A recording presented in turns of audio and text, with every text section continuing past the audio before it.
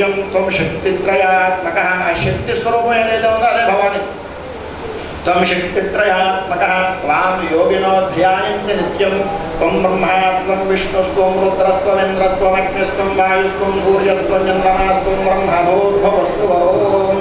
మళ్ళీ గాయత్రి మంత్రంలోకి వచ్చింది, చివరికి తీసుకొచ్చు.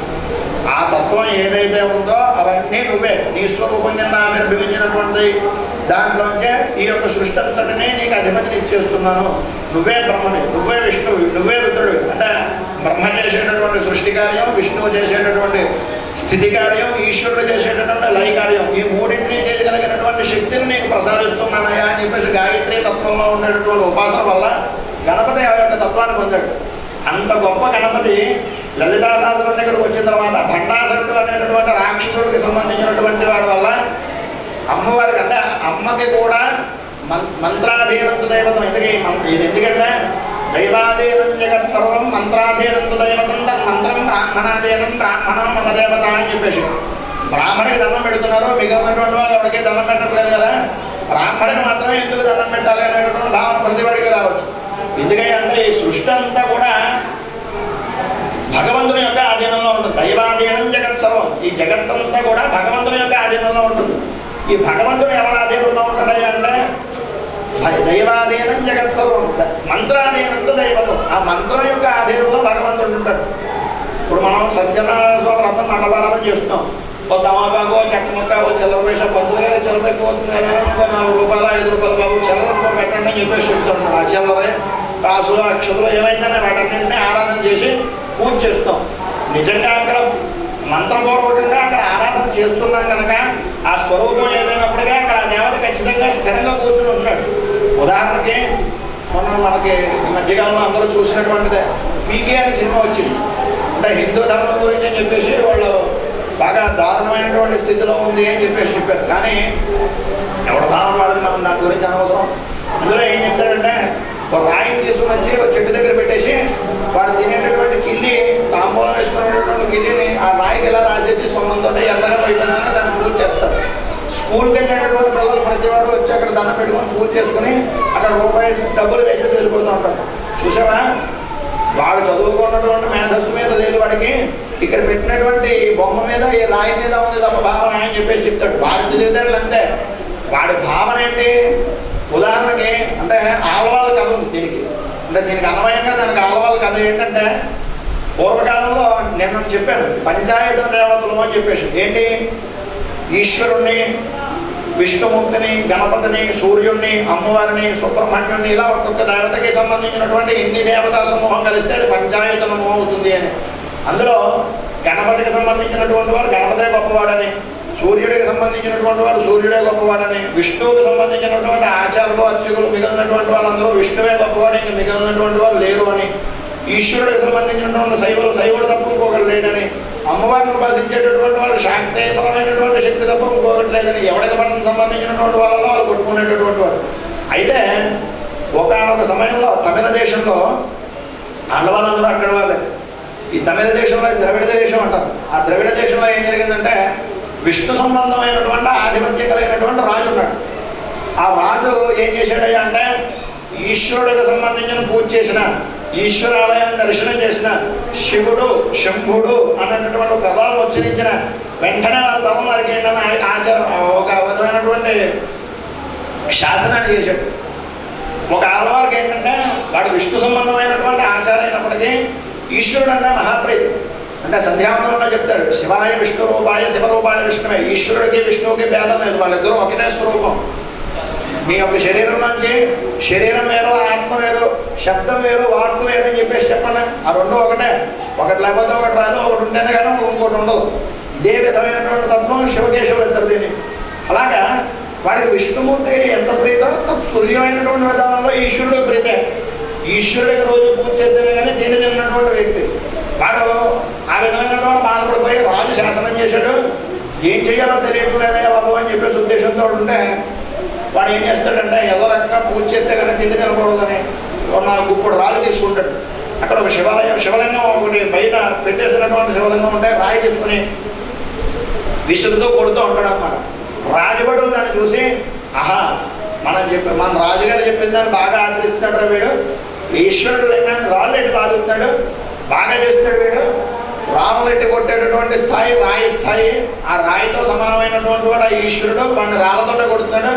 వీడురా నిజమైనటువంటి రాజభక్తుడు అని చెప్పేసి అనుకున్నట్ట. కానీ ఈ ఆల్వాలు ఏమనుకుంటున్నాడు, విసురుతున్న ప్రతి రాయి, బాబు ఇది చామంతి పువ్వు అనుకో, ఇది బంతి పువ్వు అనుకో, ఇది మందారం పువ్వు అనుకో, నేను అన్ని పూజలు చేస్తాను నీకు, ఈ భావంతో నువ్వు వీటిని స్వీకరించు తప్ప నా మీద ఏ విధమైనటువంటి కోపము పడగయా అని చెప్పేసి చెప్పాడు.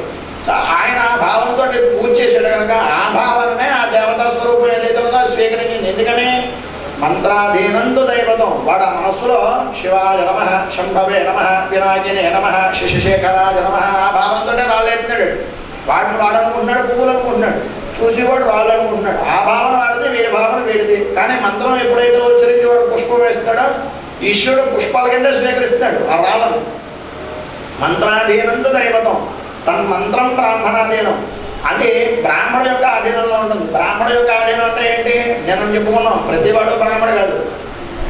ద్విజుడు అంటే ఉపనయన సంస్కారం అయ్యి బ్రహ్మతత్వాన్ని ఉపాసించినటువంటి వాడు ఎవడైతే ఉన్నాడో వాడు ద్విజుడు, వాడే బ్రాహ్మడు. బ్రహ్మతత్వాన్ని ఉపాసించుకున్నటువంటి వాడు, ఉపదేశించేటటువంటి వాడు అయి ఉంటేనే వాడు బ్రాహ్మణ అవుతాడు తప్ప మిగిలినటువంటి వాళ్ళందరూ బ్రాహ్మణ అంటే కాదు. బ్రాహ్మణ ఒక ఆయన కూర్చుని ఒక బట్టల కొట్టు పెట్టుకుని దాంట్లో బ్రాహ్మణ, నేను బ్రాహ్మణుడు బాబు బట్టల కొట్టు పెట్టుకున్నానని అన్నాడు అనుకో, బాబు షావుకారు గారు ఆ చీర ఎంతంటని అడుగుతాడు తప్ప బాబు పంతులు గారు ఆ చీర గారు ఎంతని ఎవడో అడగడు. ఎందుకని ఆ వృత్తిపరమైనటువంటి విధానంలో వాడు చేసేటటువంటి వృత్తి షావుకారు వృత్తి. కానీ వాడు స్వతసిద్ధంగా బ్రాహ్మణ అయినప్పటికీ వాడు చేసేటటువంటి వృత్తి వైశ్య వృత్తి కనుక బాబు షావుకారు గారు అని అంటాడు తప్ప బ్రహ్మగారు అని అంటారు. అలాగే బయట మిగిలినటువంటి వర్ణస్తులు అమ్మవారి గుళ్ళోను వాటిల్లోనూ చాకల్ని వీళ్ళని కొంతమందిని పెడుతూ ఉంటారు. వాడు ఎవడన్నాయండి మాకు దగ్గరలోనే, మనందరికీ దగ్గరలో ఉండేటటువంటిదే పెద్దాపురం. అక్కడ బ్రాహ్మణులు ఉండరు, పూజ చేసేటటువంటి వారు చాకల వాళ్ళు ఉంటారు. గ్రామ దేవతా సంబంధమైనటువంటి దేవాలయాల్లో ఎవడైనా అంతే. అక్కడ పళ్ళు ఇస్తారు, బాబు పంతులు గారు ఈ పండుగ గురించి నేనైతే ఆడ పంతులు గారు కాదు నిజంగా, కానీ వృత్తిపరంగా చేసేటటువంటి వృత్తి పంతులు వృత్తే. అందుగురించని ఆ స్థానంలో ఉండేటటువంటి వాడు వృత్తిని అనుసరించి బ్రహ్మతత్వం అవుతాడు తప్ప బ్రాహ్మణుడు అనేటటువంటి వాడు ఆ విధానంలో ఉండేటటువంటిది. అంటే ఏంటి, నిత్య నైమిత్యకమైనటువంటి కర్మం అనుష్ఠిస్తూ సంధ్యావందనము, దేవతార్చన, పితృతర్పణం, వైశ్వదేవం, ఈ విధానంలో అగ్ని కార్యం ఇవన్నీ చేసుకుంటూ గృహస్థు ధర్మంలో ఏ విధమైనటువంటి సంస్కారాలు ధర్మవర్ణ ప్రకారంగా చెప్పాడో ఆచరించేటటువంటి వాడే బ్రాహ్మణుడు. మిగిలినటువంటి బ్రాహ్మణ అంటే కాదు, ఖచ్చితంగా కారణం చెప్పాలి. ఆ విధమైనటువంటి బ్రాహ్మణత్వం ఉండేటటువంటి వాడికి దైవాధీనం జగత్సర్వం, మంత్రాధీనంత దైవతం, తన మంత్రం బ్రాహ్మణాధీనం, వాడి ఆధీనంలో భగవంతుడు ఉన్నాడు కనుక అందుకని వీడికి దండం పెడుతున్నాను తప్ప వీడేదో వేదవేదంగా చదువుకున్నాడని చెప్పేసి కాదు. ఎందుకని వాడు చదువుకున్నటువంటి తత్వం ఏమిటి, బ్రహ్మతత్వం. ఈ బ్రహ్మతత్వాన్ని ఉపాసించేటటువంటి వాడు ఏమనుకుంటాడు, ఎదుటి వాళ్ళను భగవంతుడే ఉన్నాడు, నాలో ఉన్నటువంటి జీవాత్మతత్వం ఏదైతే ఉందో పరమాత్మ స్వరూపం, అవతల వాళ్ళలో అదే తత్వం ఉంది అనేటటువంటి భావన వచ్చిన తర్వాత వాడు బ్రహ్మగా కూర్చోగలుగుతాడు తప్ప లేకపోతే వాడు సోహమస్మి, అహం బ్రహ్మ అస్మి, నేను బ్రహ్మతత్వానికి ఎందుకు పొందాను, నేను బ్రహ్మణ అయిపోయాను అనేటటువంటి మాట చెప్పుకోవడానికి చాలా సులువుగా ఉంటుంది. కానీ ఆచరణలోకి వచ్చేటప్పుడు చాలా తత్వం వస్తుంది. అయితే బ్రాహ్మడికి కొన్ని విధమైనటువంటి నియమ నిబంధనలు ఉన్నాయి. మిగిలినటువంటి వర్ణస్తులకు ఆ నియమ నిబంధనలు లేవా అంటే లేవు ఖచ్చితంగాను. గాయత్రిని ఉపాసించేటటువంటి వాడు ఒక బ్రాహ్మణ మాత్రమే ఉపాసించాలి, మిగిలినటువంటి వర్ణస్తులు ఉపాసించకూడదా అని. గాయత్రి తత్వాన్ని ఉపాసించవచ్చు, గాయత్రి మంత్రాన్ని ఉపాసించకూడదు. గాయత్రి మంత్రం వేరు, గాయత్రి తత్వం వేరు. ఏంటి దీనికి దానికి తేడా, నీటిని ప్రతి వాడు ఉపయోగించుకోవచ్చు. నీళ్ళం ఉపయోగించుకునేటటువంటి వాడు స్నానానికి ఉపయోగిస్తాడు, మిగిలినటువంటి కార్యక్రమాలకు ఉపయోగించుకుంటాడు.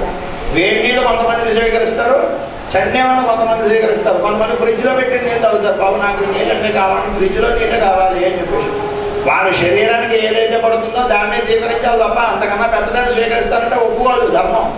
ఎందుకని ఇప్పుడు ఇది 1000 క్యాండిల్ బల్బు, దీంట్లో 0 క్యాండిల్ బల్బు పెట్టి దీంట్లో పెట్టామనుకోండి పట్టుమని వెళ్ళిపోతుంది. ఎందుకని దాని ఆ కరెంటు స్వీకరించేటటువంటి శక్తి దానికి లేదు.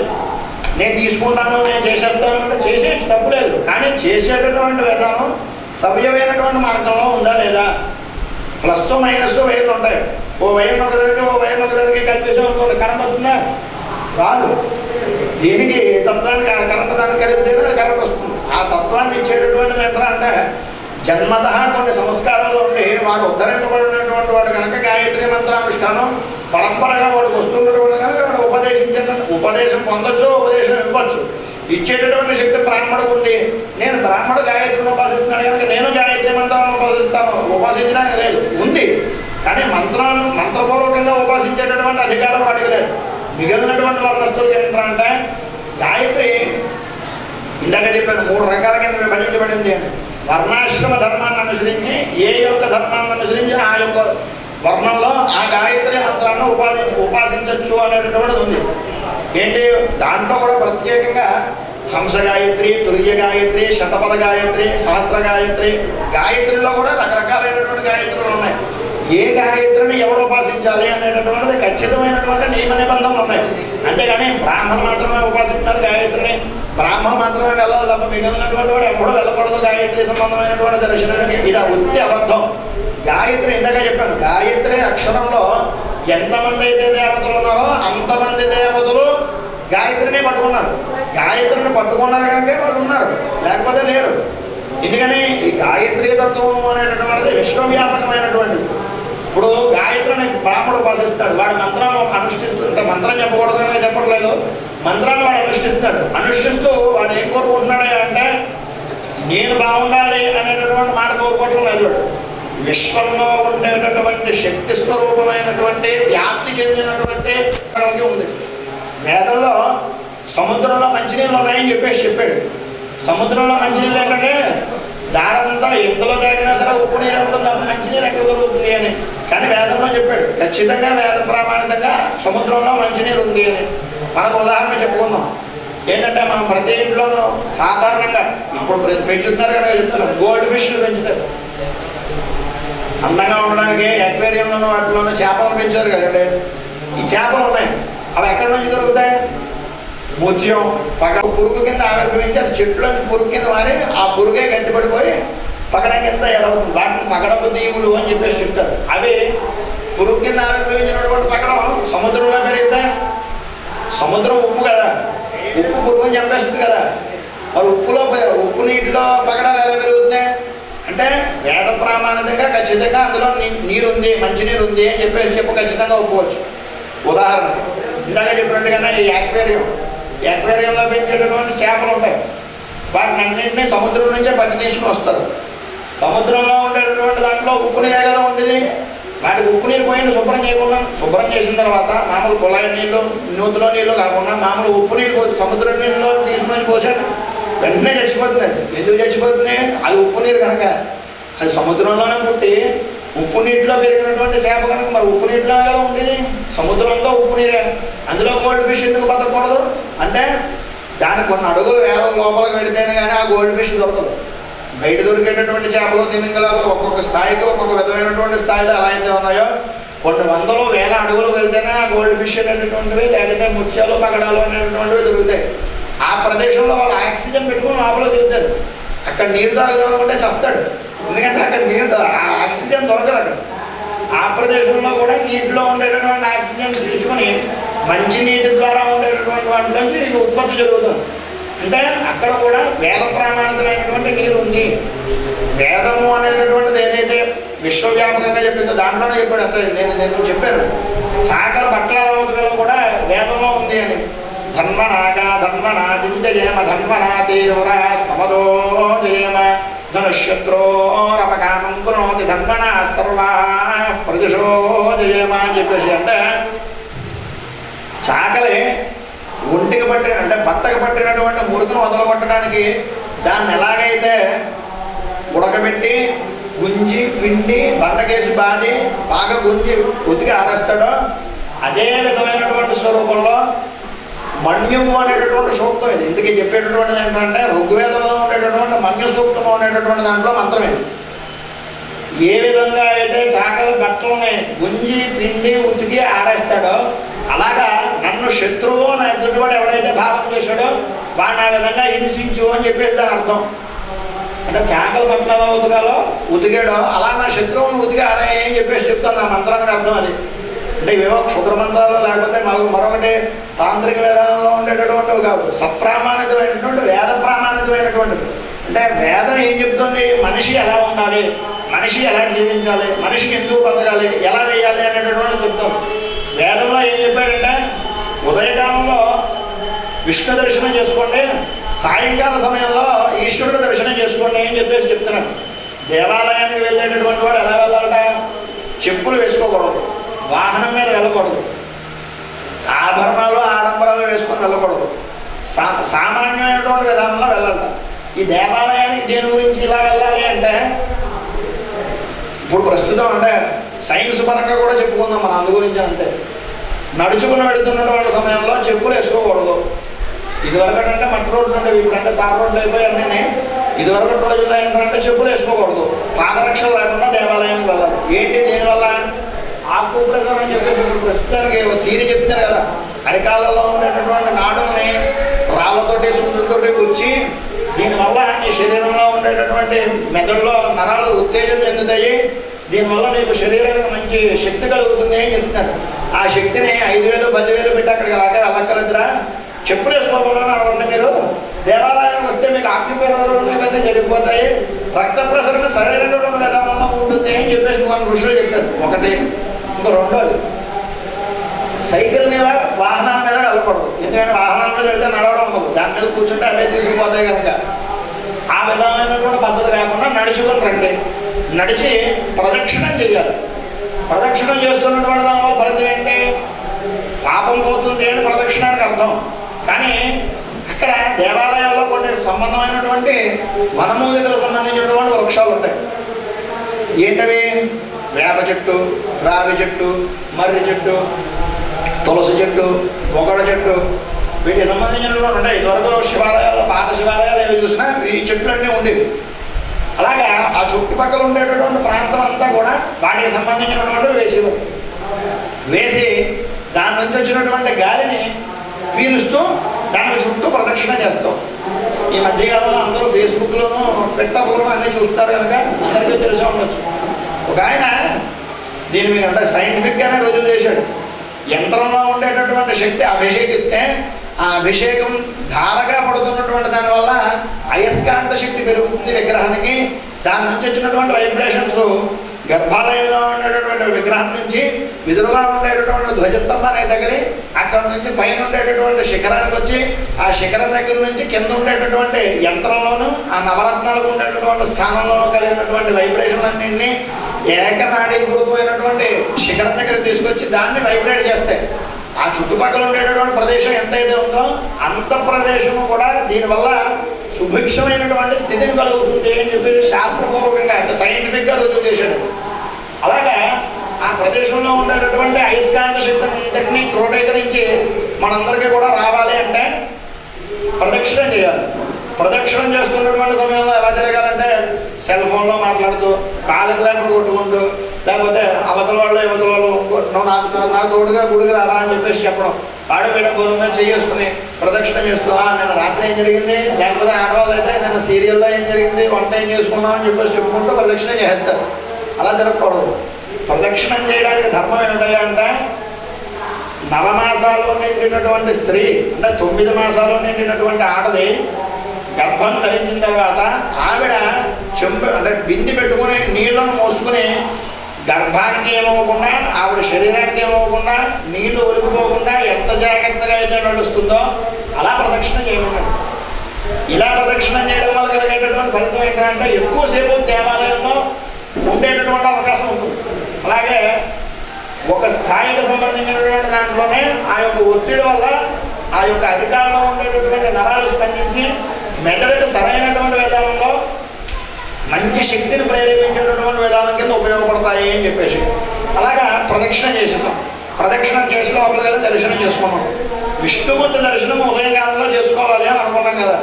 ఉదయం విష్ణుమూర్తిని ఎందుకు దర్శనం చేసుకోవాలి అంటే విష్ణుమూర్తి దేవాలయంలోకి వెళ్తే ముందే ఇస్తాడు, తీర్థం ఇస్తాడు. ఏం తీర్థం ఇస్తాడు? తులసి తీర్థం ఇస్తాడు. ఉదయకాలంలో తులసికి నమలడం వల్ల ఇప్పుడు వస్తున్నటువంటి స్వైన్ ఫ్లూ, బర్డ్ ఫ్లూ, లేకపోతే చికెన్ గున్యా ఇవన్నీ పోతాయి. తులసిని వాళ్ళు చెప్పేటటువంటి కూడా అదే చెప్తాడు. కర్పూరంతో ఆరతిస్తాడు. ఇప్పుడు డెంగ్యూ ఫీవర్ వచ్చింది కదా, దానికి వాడు ఏం చెప్తాడంటే కర్పూరాన్ని గుడ్లో పెట్టుకుని 2 యాలకులని 2 లవంగాలని పెట్టుకుని వాసన చూస్తూ ఉంటే మీకు ఈ డెంగ్యూ ఫీవర్ రాదు అని చెప్పేసి చెప్పాడు. అవే గుళ్ళోకి వెళ్తే వచ్చేవి. యాలకులు కూడా ఎత్తాడు, లవంగాలు కూడా ఎత్తాడు, పచ్చకర్పూరం వేస్తాడు, హారతి ఇస్తాడు, వీటికి సంబంధించిన తీర్థాన్ని ఇస్తాడు. తులసి దళం దాంట్లో ఉంటుంది, దాంట్లో తీర్థం తీసుకుంటాం, అయిపోయింది. డెంగ్యూ ఫీవర్ లేదు, చికెన్ గున్యాలు లేవు. వాడు చెప్పినటువంటి దాంట్లో అంటే ప్రాకృతిక సంబంధమైనటువంటి విధానంలో దేవాలయ దర్శనం చేసుకుంటే ఏం ఫలితం వస్తుంది అనేటటువంటి వాడు చెప్పాడు. అలాగే తీర్థం తీసుకుంటున్నాం. తీర్థం తీసుకున్న తర్వాత తులసి దళం ఇస్తాడు. తులసి దళం ఏం చేస్తున్నాం, కలపెట్టుకుని నోట్లో వేసుకుంటున్నాం. ఆయుర్వేదంలోకి వస్తే తులసిని ఏం చెప్పాడు అంటే రోగ నిరోధక శక్తిని పెంచుతుంది అని చెప్పాడు. అలాగే ప్రతిరోజు ఉదయం తులసిలో 4 ఆకులు పూజ చేసుకున్నటువంటి నోట్లో వేసుకుంటే శరీరానికి కావలసినటువంటి ఆక్సిజన్ శాతం సరైనటువంటి విధానంలో పెడుతుంది. షుగర్ రాదు, బీపీ రాదు, మూల సంబంధమైనటువంటి వ్యాధులు రావు, మూత్ర సంబంధమైనటువంటి వ్యాధులు రావు. ఇవన్నీ చెప్తాను. తులసికి రోగ నిరోధక శక్తి పెరుగుతుంది. విష్ణు సంబంధమైనటువంటి దర్శనం చేస్తే ఈ విధమైనటువంటి రోగాలన్నీ పోతాయి. 10,000 20,000 హాస్పిటల్లో పెట్టుకొని కూర్చోవడం మంచిదా, చెప్పులు వేసుకోకుండా శుభ్రంగా నడిచి విష్ణుమూర్తి దర్శనం చేసుకోవడం మంచిదా? మీరు ఆలోచించుకోండి. చాలా ఆలోచిస్తే తెలుస్తుంది కదా మీకు. ఉదయకాలంలో విష్ణుమూర్తి దర్శనం చేసుకున్నాం. ఉదయమే మనకు ఒత్తిడి ఎక్కువగా ఉంటుంది. ప్రతి దానికి ఆలోచన, విపరీతమైనటువంటి ఆలోచనలతో పనులు చేయాలి. దాన్ని అంతటినీ నియంత్రించేటటువంటి శక్తి తులసికి మాత్రమే ఉంది. అందు గురించనే ఆచార్యులందరూ తులసిమాలు వేసుకుంటారు, టెన్షన్లు తగ్గడం గురించని. అలాగా ప్రతి టెన్షన్ని నివర్తి చెందాలి అంటే తులసిని సేవించమన్నాడు. ఉదయకాలంలో చేసేటటువంటిది అదే. ఉదయం తులసిని స్వీకరణ చేసాం. ఇంక సాయంకాలం శివుడు దర్శనం చేసుకోవడం ఎందుకంటే అని అనుకోవచ్చు. మళ్ళీ ఆలయ ప్రదక్షిణ చేసేటటువంటి సమయంలో ఇందాకట్లాగే ప్రదక్షిణ నియమాల పరంగా మనం దర్శనం చేసుకున్నాం. చేసుకున్న తర్వాత సాయంకాల సమయంలో ఈశ్వరుడు దర్శనం చేసుకుంటాం. సాయంకాలం ఈశ్వరుడు దర్శనం చేసుకుంటే ఈశ్వరుడు కూడా ఇచ్చేటటువంటిది ఏంటంటే అన్నట్టు మర్చిపోయాం, బాలభాగం ఉంటుంది విష్ణుమూర్తి దేవాలయంలో. దద్దోజనం, చక్కెర పొంగలి ఇలాంటివన్నీ ఇస్తారు కదా. అందులో వేసేటటువంటివన్నీ ఏంటి, నేతికి సంబంధించినటువంటివి, మూలికలకు సంబంధించినటువంటివి, మిరియాలు, ధనియాలు, ఆవాలు, జీలకర్ర ఇవన్నీ కదా దాంట్లో వేసేటటువంటి పదార్థాలు. ఇంగువ. ఒక్కొక్క దాన్ని సేవించడం వల్ల రక్త ప్రసరణ, పంటికి సంబంధించిన జబ్బులు, కంటికి సంబంధించిన జబ్బులు, చెవులో పోట్లు, మలవిసర్జనలో ప్రాబ్లంలు ఇవన్నీ కూడా తీరిపోతాయి. ఎందుకని దానికి సంబంధించినటువంటి క్వాంటిటీలోనే పెడతాడు ప్రసాదం ఎక్కువగా. అంటే మన ఆచార్య పెడతాడు. కానీ అదే బయట దేవాలయాల్లో దర్శనం చేసుకుంటే మాత్రం పుష్కలంగానే వస్తుంది. ఆ సంబంధమైనటువంటి విధానంలో ఎంత ప్రమాణంగా ఉందో అంత ప్రమాణం స్వీకరిస్తే ఆ విధమైనటువంటి శక్తిని మన శరీరం పొందుతుంది. పొందిన తర్వాత దానికి సంబంధించినటువంటి ఆ నిత్యకృత్యానికి సంబంధించినటువంటివన్నీ చేస్తారు. అయితే సాయంకాల సమయం దగ్గరకు వచ్చిన తర్వాత ఈశ్వరుడు దర్శనం చేసుకోమన్నాడు. ఈశ్వరుడు దర్శనం సాయంకాలం చేసుకుంటే ఫలితం ఏంటంటే 7 జన్మ కృతం పాపం స్మరణేన అంటే దర్శనేన వినశ్యతి. 7 జన్మల్లో చేసినటువంటి పాపం ఏదైనా ఉంటే కనుక సాయంకాలం ఈశ్వరుని దర్శనం చేసుకుంటే ఆ పాపం పోతుంది. అంత విశేషమైనటువంటి శివ దర్శనం సాయంకాల సమయంలో. ఇంతకీ శివుడికి భవానీకి సంబంధం ఏంటంటే భవుడిని ఉద్ధరించినటువంటిది ఈ భవానీ. అందుకనే ఆవిడకు భవానీ శబ్దం వచ్చింది.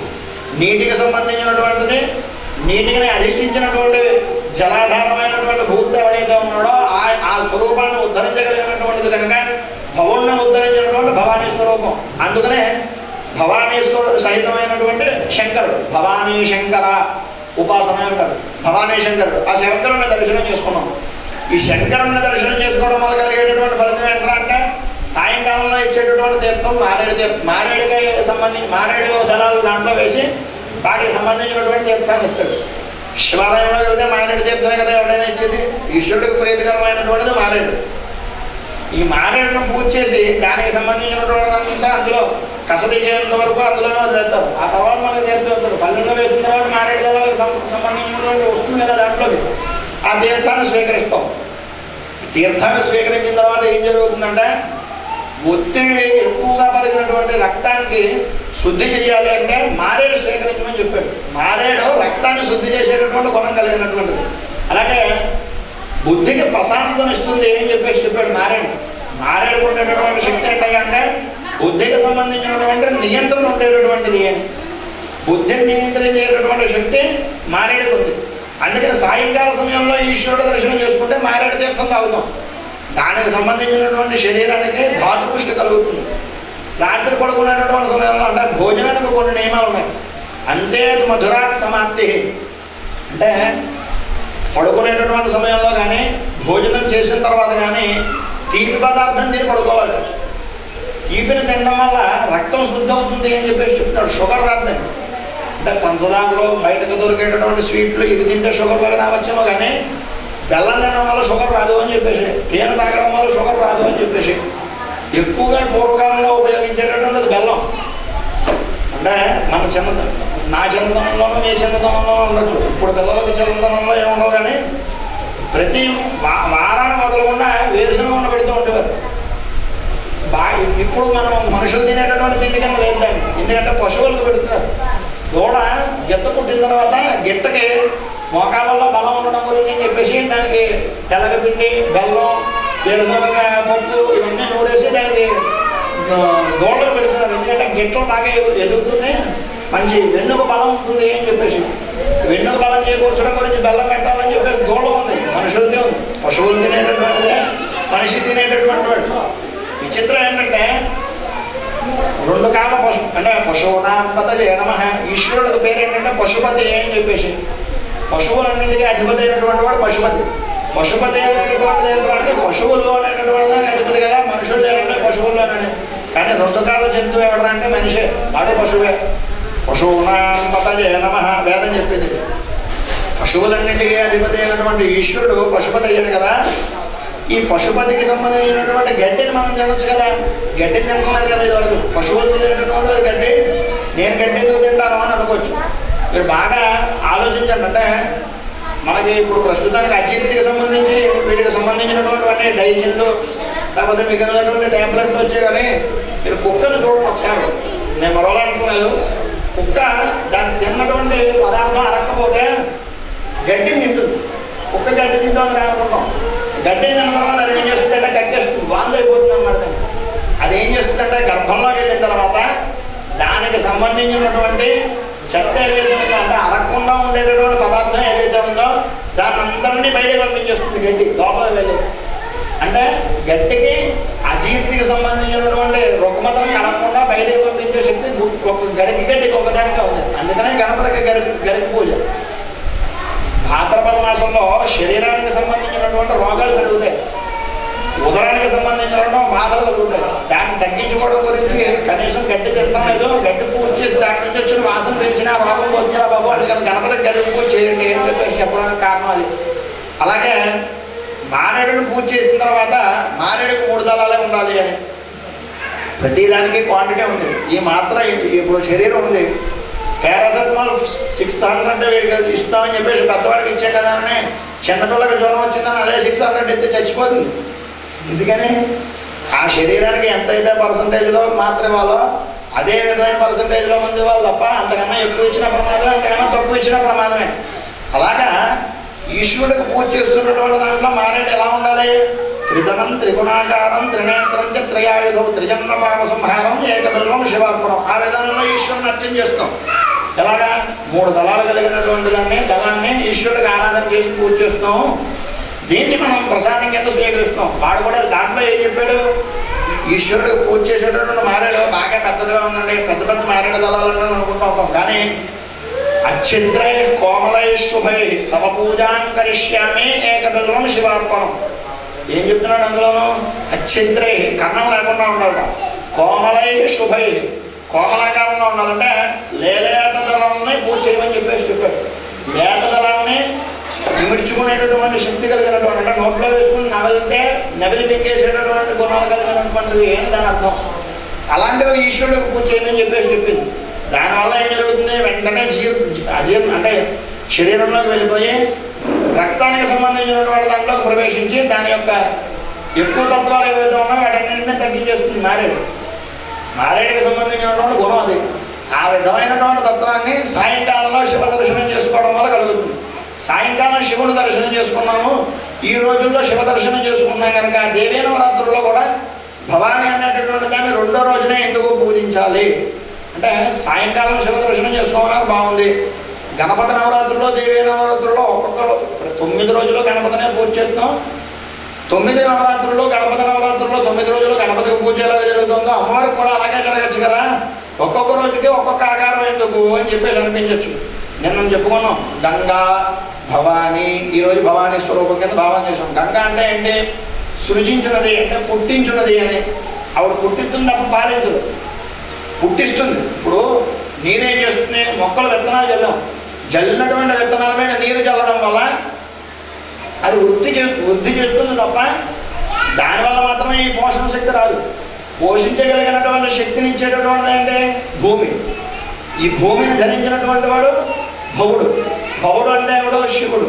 భవుడిని ఉద్ధరించగలిగినటువంటి శక్తి ఏది? భవానీ. అంటే నీరు జల్లి వృద్ధి చెందాలి అంటే శివైక్యమైనటువంటి శక్తి స్వరూపం ఏదైతే ఉందో ఆ భవానీ స్వరూపం ఆ బీజంలో ప్రవేశించాలి. ప్రవేశించిన తర్వాతే ఉత్పత్తి జరుగుతుంది. ఉత్పత్తి అనేటటువంటి దానికి అర్థమే భవానీ. ఈమెని స్వాధిష్టాన చక్రం దగ్గర నుంచి ప్రారంభించుకొని లేపితే పిల్లాడు ఏడుస్తున్నటువంటి, ఇందాక చెప్పుకున్నాం, పిల్లాడు పుట్టగానే ఏడుస్తున్నటువంటి పిల్లాడుగా ఉన్నటువంటి మూలాధార స్థానంలో ఉన్న ఇడాపింగళ అనేటటువంటి శక్తుల్ని స్వాధిష్టానం దాకా యవ్వనవతిగా తీసుకుని వచ్చి అక్కడి నుంచి సహస్రానం దాకా తీసుకుని వచ్చినటువంటి శక్తిని 72 నాలుగుకి ప్రవేశపెడుతుంది. ఇన్ని శక్తులు ప్రేరేపిస్తేనే ఒక బీజం నుంచి ఒక మొక్క వృద్ధి చెందుతుంది తప్ప నీళ్ళు చల్లినంత మాత్రాన్ని వృద్ధి చెందదు. నీళ్లు ప్రతిదానికి చల్లవచ్చు. పుచ్చిపోయిన మొక్కను తీసుకుని వచ్చి నీళ్ళు బాధితే వచ్చేస్తున్న మొక్క రాదు. ఎందుకని? అందులో శక్తి బీజమైనటువంటి శక్తి స్వరూపం లేదు. ఆవిడే భవానీ స్వరూపం. ఆ భవానీ స్వరూపం ఆ బీజంలో ఉంది కనుక అందులోంచి వృద్ధిని చేసుకోదు. అలాగా దశమహావిద్యల్లో తారాశక్తి. ఈ తారాశక్తి 2వ రోజుకే ఈవిడ 2వ విద్య కింద ప్రారంభించారు. ఈవిడేంటి? వా అనేటటువంటి అక్షరానికి బీజాధిష్ఠాత. ఆవిడ ఏం చేస్తుంది? వాక్కునిస్తుంది. అంటే పోషించగలిగినటువంటి శక్తికి నాలిక ఆధారం. నాలిక ఎందుకు పోషించేటటువంటిది అంటే మనం తిన్న ప్రతి రుచిని ఆస్వాదించి ఆ రుచికి సంబంధించినటువంటి శక్తిని కలగజేసేటటువంటి జ్ఞానేంద్రియం ఏంటంటే నాలుక. ఆ జ్ఞానేంద్రియానికి అధిష్టాన దేవత ఎవరు అంటే తార. ఆ తారాస్వరూపమే ఓంకారం. ఆవిడే త్వరిత, అంటే శీఘ్రంగా సిద్ధించినటువంటిది అని చెప్పేసి తారాదేవత స్వరూపం. ఈవిడ్ని స్వాధిష్టానానికి ఈవిడ్ని అధిష్టాన దేవత కింద చేశాడు. ఈ తారాతత్వం ఏం చేస్తుంది అంటే వాక్ సంబంధమైనటువంటి శుద్ధిని చేస్తుంది, రుచిని కలగజేస్తుంది, జ్ఞానాన్ని ఇస్తుంది, ఆరాధించే కొద్దీ అభివృద్ధిని చేస్తుంది. ఇన్ని తత్వాలు కలిగినటువంటిది తార అని చెప్పేసి చెప్తారు. ఈ తారాతత్వం ఏదైతే ఉందో దాన్ని ఓంకారం. అదే తారక మంత్రాన్ని ఉపదేశిస్తాడు ఈశ్వరుడు అంటాడు. ఆ తారక మంత్రాన్ని ఉపాసించడం అంటే తారకము అనేటటువంటిదే రామశబ్దం. ఈ తార అనేటటువంటి దానికి తారకము అనేటటువంటి దానికి అవినాభావ సంబంధం ఏంటంటే రామనామాన్ని ఉద్ధరించడం వల్ల ఇహంలో ఉండేటటువంటి ఐహికమైనటువంటి భోగాలన్నీ అనుభవించి అంతిమ పరమపదాన్ని పొందాడు. ఎందుకని అది తారకనామము అని దానికి పేరు. శ్రీరామ రామ రామే తిరమే రామే మనోరమే సహస్రనామ తత్తుల్యం రామ నామవరానే శ్రీరామ అనేటువంటి శబ్దం చెప్తే 1000 సార్లు పారాయణ చేసిన ఫలితం ఖచ్చితంగా వస్తుంది. ఎందుకని అది గుణితమైపోతుంది. అది ఈశ్వరుడు చెప్పింది, మనం చెప్తున్నటువంటి దాన్ని తారక మంత్రము అంటారు. అలాగా తారను ఒక్కసారి ఉపాసిస్తే చాలు. ఆ తారా ఉపాసన వలన వాడికి ఐహికమైనటువంటి ఉపాసనా శక్తులన్నీ కలిగి ఇహంలో సుఖం కలిగి జిహ్వకు సంబంధించినటువంటి దాని మీద వృత్తిపరమైనటువంటి హ్వా అనేటటువంటి అక్షరానికి సంబంధించిన బీజం ఏదైతే ఉందో ఆ వకారాన్ని ఉపాసించడం వల్ల ఆ నాలిక, దానికి సంబంధించినటువంటి అధిష్టానం అయినటువంటి తార, దానికి వృద్ధి చెందేసేటటువంటి శరీరము, ఇవన్నీ కూడా వృద్ధి చెందుతాయి. అలాంటి స్వరూపం ఏదైతే ఉందో దాన్ని తారాతత్వం అన్నారు. భవానీ అయిపోయింది, తార అయిపోయింది. ఇంకా 2వ రోజు వచ్చేటటువంటిది అప్పటికే త్రిపుర సుందరి. అంటే ఒక శక్తికి సంబంధం ఉంది కదా అన్న ఉద్దేశంతో చెప్తున్నది. మనం ఉపాసించినటువంటి గృహంలో తారా కింద ఒక దేవత కింద భవానీ స్వరూపం కింద 2వ రోజు లలితారాసనంలో చెప్పిన దాని కింద ఉపాసించాము. ఇంకా దశమహావిద్యల్లో తారాస్వరూపం కింద 2వ రోజు చెప్పుకున్నాము. దీన్నే అయ్యింది. ఇక 3వది ఏంటంటే మార్కండేయ పురాణంలో చెప్పినటువంటి సప్తశతి. అందులో చెప్పాడు. ఏం చెప్పింది? బ్రహ్మచారి అంటే బ్రహ్మచారిణి ద్వితీయం బ్రహ్మచారిణి. 2వ రోజు అధిష్టాన దేవతైనటువంటిది బ్రహ్మచారిణి దుర్గా అని. ఈ బ్రహ్మచారిణి దుర్గ ఏంటి అంటే ఇందాక చెప్పినటువంటి భవుడికే సంబంధమైనటువంటిది. ఆవిడ శివైక్యం చెందింది కనుక, శివుడిని ఉద్ధరించడం గురించి పుట్టింది కనుక ఆవిడ భవానీ అయింది. ఆవిడ బ్రహ్మచర్యం వహించి ఉపాసించింది. ఇది 2వ తత్వం. ఆవిడ అంటే ఎంతమంది ఎన్ని రకాలుగా చెబుతున్నా ఉపాసించేటటువంటి పద్ధతులను అనుసరించి ఎంతమంది దేవతలు ఉన్నా చివరికి చేరేటటువంటి తత్వం ఏంటి? గాయత్రి తత్వం. అందుకని మనం ఈ గాయత్రిని ఉపాసిస్తూ దీన్ని ఆనందిస్తున్నాం. ఇదే విధమైనటువంటి పద్ధతిలో మనకి అంటే నేను చెప్తానని చెప్పేసి చెప్పాను కనుక సమయం అయిపోతుంది. అది ముగించేస్తాను. అయితే దాంట్లో ఏం చెప్పాడంటే ఉపాసించేటటువంటి విధానంలో ఏమైతే తేడాలు ఉన్నాయో మంత్రే వినంత దైవతం బ్రాహ్మణుల్ని ఉపాసించుతున్నాము అని చెప్పారు. ఈ బ్రహ్మపదమైనటువంటి గాయత్రిని ఉపాసించడం వల్ల కలిగేటటువంటి ఫలితం అదే ఇస్తుంది. చిన్న ఉదాహరణ ఏంటంటే ఇందాక ఆయన చెప్పారు రెడ్డి గారు, ఏంటి గురువు సరైనటువంటి వాడు దొరకాలి, అమ్మవారు దొరికినా గురువు దొరికినా ఈ రెండింటికి అభేద్యమైనటువంటిది అంటే ఆడుతుంది. ఇప్పుడు లలితాతత్వం కనుక ఆవిడ గురించి చెప్దామన్న ఉద్దేశంతో దాన్ని ఆప్ చేస్తున్నాను. దాన్ని శ్రీవిద్య పూర్ణదీక్ష అని చెప్పేసి చెప్తారు. పాదుకాంత పూర్ణదీక్ష ఇచ్చిన తర్వాత స్వస్వరూప సందర్శన యోగం కలగాలి అంటే ఏం చేయాలి అని శిష్యుడు అడుగుతాడు గురువుని. అడిగితే వాడు చెప్తాడు, గురువు ఏం చెప్తాడయ్యా అంటే నీకు అమ్మవారు ఎక్కడో 4 భుజాలతోటి మామూలుగా ప్రత్యక్షమైపోయి నీకేం కావాల్సిన అని చెప్పేసి అడగదురా. గురువుని తదేకంగా నేను గురువుగారు ఒకటే అనేటటువంటి భావనలో నువ్వు వచ్చేసి గురువుగారే నేనే గురువుగారు, ఆ గురువుగారు స్వరూపమే అమ్మవారు అనేటటువంటి భావన నువ్వు ఎప్పుడైతే వచ్చావో అప్పుడు ఆవిడ సాక్షాత్కారం గురు రూపంలోనే నీకు ఇస్తుందిరా అని చెప్పేసి చెప్పాడు. అదే పూర్ణదీక్ష, అదే స్వాత్మానంద అనుభూతి. వాడిలో వాడిని చూసుకోవడం, వాడిని అందరిలోనూ చూసుకోవడం అనేటటువంటి తత్వం ఏదైతే ఉందో అదే భవానీ తత్వం. ఆ స్వరూపాన్ని మనం ఉపాసించడం వల్ల కలిగేటటువంటి శక్తి ఏంటి అంటే అపారమైనటువంటి శక్తిని ఆవిర్భవిస్తుంది అని చెప్పేసి చెప్పాడు. అలాగే స్త్రీని దేవతా స్వరూపం కింద పూజించేటటువంటి ఏకైక తత్వం మన యొక్క హిందూ సాంప్రదాయంలో మాత్రమే ఉంది. అంటే అందరినీ అంటున్నారని మాత్రం మరో అనుకోకండి, వివాహమైనటువంటి స్త్రీలకు మాత్రమే నల్లపూసలు ధారణ చేసేటటువంటి శక్తి ఉంటుంది. ఈ నల్లపూసలని పుత్తుగంటుకు మాత్రమే పెడతారు. ఇంతకీ ఈ నల్లపూసల గురించి ఎందుకు చెప్పానంటే ఈ నల్లపూసలకు అధిష్టాన దేవత అయినటువంటిదే భవాని. నిన్ను చెప్పకపోవడానికి చెప్పడానికి కారణం ఏంటంటే నేను చెప్తానని అన్నాను కదా, ఆ మాట ఇప్పుడు చెప్పేస్తాను. ఏంటంటే ఈ నల్లపూసలను ఇక్కడ దాకానే పెట్టుకోవాలి. ఈ పుట్టుగంటుకి ఇక్కడ దిగేటటువంటి గుంట పుస్తులు అని చెప్పేసి ఇక్కడ వేసుకుంటారు. అక్కడికి మాత్రమే నల్లపూసలు ఎందుకు ఉండాలి అంటే ఆడవాళ్ళకి మాత్రమే సంబంధించినటువంటి వ్యాధి థైరాయిడ్. అంటే సైన్స్ పరంగా చెప్పుకుందాం ఒకసారి. ఈ థైరాయిడ్ అనేటటువంటి గ్రంథి ఆడవాళ్ళకి మాత్రమే వృద్ధి చెందిపోయి వాళ్ళకి రోగ సంబంధమైనటువంటివి కలగజేస్తుంది అని చెప్పేసి చెప్పాడు. ఆ థైరాయిడ్ గ్రంథిని నియంత్రించేటటువంటి శక్తి దేనికైతే ఉందా అంటే ఈ భవానీ స్వరూపానికి నల్లపూసలకి మాత్రమే ఉంది. ఆ భవానీ స్వరూపం ఆ నల్లపూసల్లో ఉంటుంది కనుక ఆ నల్లపూసల్లోంచి వచ్చినటువంటి సూర్యకిరణాలు తాకిడి ఆ నల్లపూసల్లోంచి వడగొట్టులు పడినటువంటిది ఈ థైరాయిడ్ అనేటటువంటి గ్రంథికి ప్రేరేపించి అందులో ఉండేటటువంటి కణాన్ని అంటే వృద్ధి చెందేటటువంటి అవమానకరమైనటువంటి ఆరోగ్యకరమైనటువంటి వాటిని చంపేసి శరీరానికి సరైనటువంటి స్థితిని కలగజేసేటటువంటిది ఈ నల్లపూసలు.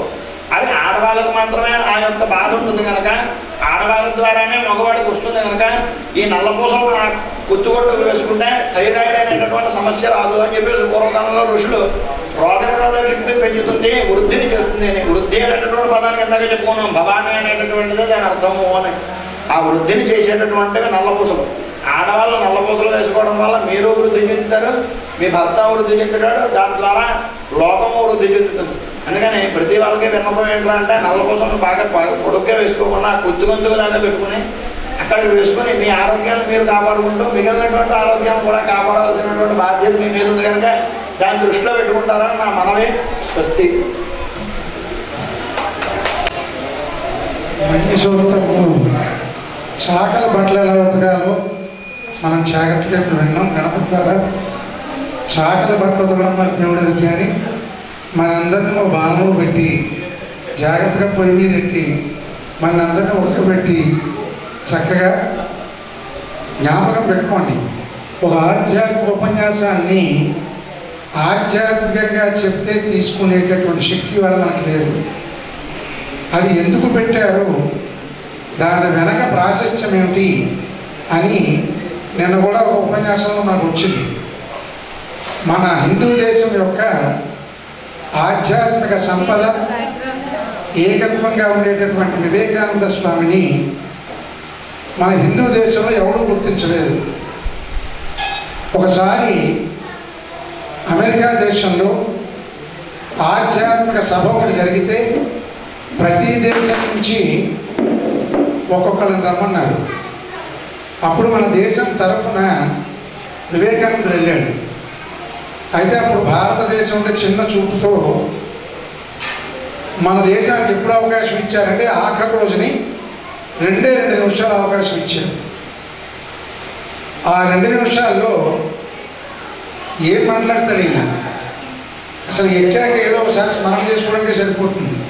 అయితే అంతవరకు అందరినీ సంబోధించిన వాళ్ళు లేడీస్ అండ్ జెంట్లమెన్ అని చెప్తే ఒక్క వివేకానందుడు మాత్రం నా ప్రియమైన సోదరీమణులారా అంటూ ఆయన సంబోధిస్తే ఆ ఒక్క సంబోధనలోనే ఒక్కసారి అందరూ కూడా ఇదేమి కొత్త రకంగా ఉంది సంబోధన అని ఆ సంబోధనకి ఆగి ఆయన అలా చెప్పుకుపోతున్నారు, వాళ్ళు అలా వింటూ పోతున్నారు. ఇప్పుడు మన గణపతి చెప్తుంటే మనం ఎంతసేపు అయితే టైం చూడకుండా వింటూ పోయి అలాగా అప్పుడు అర్థమయ్యి ఎంతటి మహిమాన్వితమైనటువంటి ఆధ్యాత్మిక జాతిరత్నం హిందూ దేశంలో ఉంటే మీరెవరు గుర్తించలేదా అని వాళ్ళు అడిగితే అప్పుడు మన వాళ్ళు చంకలు ఎగరేసుకుని ఆయన మావాడేనండి అప్పుడు మొదలెట్టాము. అలాగే ఒక జాతిరత్నం మీకు ఎదురుపాకలో ఉంది, అదే మన ఆచార్య గారు కూడా ఒక జాతిరత్నం. అయితే ఆయన ప్రవచనం చెప్తూ ఉంటాడు, ఒకసారి నేను విన్నాను. కనుక ఎందుకు మీకు ఇట్లా చెప్పానంటే అది ఎందుకు ఆచారం ఏమిటి, దాని వెనకాల మనకు వచ్చింది ఏమిటి, మన పెద్దలు ఎందుకు చెప్పారు. నిర్మోహమాటంగా ఈ సాంప్రదాయాలన్నీ ఆచరించినప్పుడు ఈ అనారోగ్యాలు ఏమీ లేకుండా శుభ్రంగా ఆరోగ్యంగా ఉన్నాం. ఈ సాంప్రదాయాలకు దూరం అయ్యాం, అనారోగ్యాలకు దగ్గరయ్యాం. ఇవాళ ఏ హాస్పిటల్కి పొద్దున్న వెళ్ళినా సాయంత్రం దాకా వచ్చి ఖాళీ కనపట్టలేదు. ఈవేళ బాగా ధనం సంపాదించాలంటే 2, ఒకటి ల్యాబొరేటరీ, 2 హాస్పిటల్. నిర్మమాటంగా చెప్పాలంటే గతంలో మా చిన్నప్పుడు సత్యంపల్లి వెంకయ్య గారు ఒక మా పిన్ని గారికి తెలుసు. మాకు ఏదైనా జ్వరం వస్తే ఆయన దగ్గరికి వెళ్తే చేయి పట్టుకుని, తాతగారు అంటే నిన్న మధ్యాహ్నం అండి వంకాయ కూర నన్ను ఎందుకు తిన్నావు జున్ను అని. నేను జున్ను తిన్నది ఇంకెలా తెలిసిపోయింది రానుకునేవాడు. చెయ్యి పట్టుకుని ఆ ఒక్క నాడి కొట్టుకోవడం విధానాన్ని బట్టి నువ్వు ఏం తిన్నావు వాళ్ళు చెప్పేవారు. మరి ఇవాళ ఎవరి దగ్గరికి వెళ్ళినా నువ్వు పలానా ల్యాబొరేటరీలోకి వెళ్ళి థైరాయిడ్ టెస్ట్ చేయించు, బ్లడ్ టెస్ట్ చేయించు, యూరిన్ టెస్ట్ చేయించు, ఎక్స్రే చేయించు. వీడికి వచ్చిందేమో చేతి మీద కురుపు, వాడికి తీయించేదేమో మోకాళ్ళకి ఎక్స్రే. మొత్తం ఇలా శరీరం అంతా ఎక్స్రే తీయించేసి దీనికి కారణం ఏమిటంటే ₹1,00,000 మెడిసిన్ చదివాడు. మరి ₹1,00,000 రావాలంటే నీకేమో ₹2 మాత్రం ఇస్తే ఎలా కుదురుతుంది. కనుక ఈ వైద్యం కూడా వ్యాపారంగా మారడం, మన సాంప్రదాయాలు మనం వదిలేయడం, దాంతో ఇలా జరిగింది. ఎప్పుడైతే ఈ గత సాంప్రదాయాల్ని మనం తెలుసుకుని దాన్ని ఆచరిస్తామో నిజంగా మరి అతను చెప్పిన దగ్గర ప్రకారం ఈవేళ ఎవరి మెడలో కూడా నలపూసలు మెడ దగ్గరగా ఉండటం లేదు. మా ఆవిడతో సహా మననే చేయించాను నేను కూడా మోకాల దగ్గర.